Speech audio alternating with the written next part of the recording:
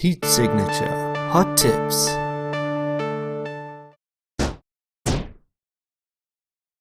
The first thing I noticed when I loaded into a station with the challenge update was the new trait system. Characters now get generated with a number of different traits ranging from benign to painful. Finishing the personal mission of a character with a negative trait or vow will earn you an achievement, while positive traits obviously just make your job a lot easier. Otherwise, the only incentive to pick a character with negative traits over those with positive traits are glory missions, which I'll talk about in a future video. When traits impact items, you're going to see either a green or a red symbol on them, so you don't forget.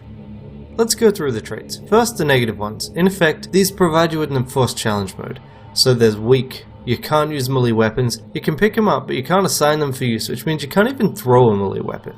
Then you've got technophobe. Each time you use a gadget, like a crash beam or a teleporter, you've got a 50% chance that it'll just break. When it breaks, it vanishes, so just don't bother with rechargeable items on these characters. Stick to traps, swords and guns, if you can. Glitch sickness. You pass out when you use teleporters. This basically renders visitors useless and means you're going to need to take care when you use other teleporters not to be spotted. It also counts as an injury for stat purposes. Shaky. Unlike most characters, you do not have perfect accuracy. Guns will fire within 15 degrees of where you're aiming, which is, frankly, not very precise. Make sure you use shotguns with these kinds of characters. Frail. Any lethal damage kills you dead. Do not pass go. Do not collect 200 drops. You immediately suffocate when they dump your body into space. Basically, you gotta be real careful, or you gotta only take off-world security missions. Proud. You simply can't bear the idea of taking any low-paying job, so you will not take a job that pays below 70 drops. Blacklisted. You cannot buy from shops. You know what you did. I guess you'll have to prey on normal shipping instead.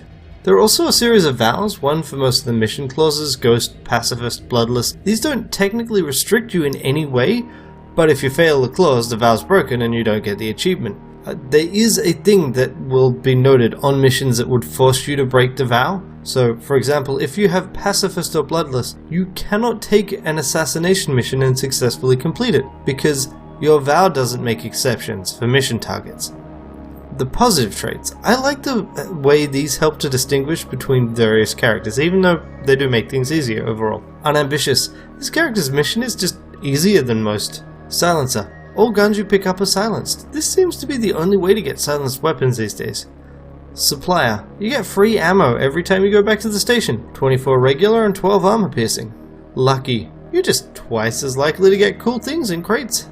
Tough. You take twice as long to bleed out. Rich, you start with a ton more money than normal, over 200 drops generally. Heir, you inherit an item from the heirloom pool. Informed, you start with your personal mission already paid up and ready to take. Vindictive, you drop a concussion grenade when you're hit. Remember, you can actually pick up items while unconscious, so you can save the grenade for later. This is especially useful if you happen to be shot by a turret with no one else around. Ex-Sovereign, you're good with swords. Longer charge on short swords and faster cooldown on long swords. Ex-Off-World Security. Concussive weapons are self-charging for you. Ex-Foundry. You get a 50% chance of not using the last charge on a gadget. It's nothing you want to rely on, but handy in a pinch. Ex-Glitcher. You can teleport 50% further than normal. This is really useful if you can get your hands on some extreme range visitors or swappers. You can get a lot done while still being recalled back to your pod in those situations. Personally, I love this new trait system. It means the game automatically provides you with a much more varied assortment of characters, including challenge runs, even after you've unlocked enough stations that you can basically get the gear you need on any given character. And some of these negative traits literally end up enforcing one of the challenge runs I did in my old series. In short, characters are just much more flavorful, distinct, and encourage you to explore the game further, and that is always a good thing.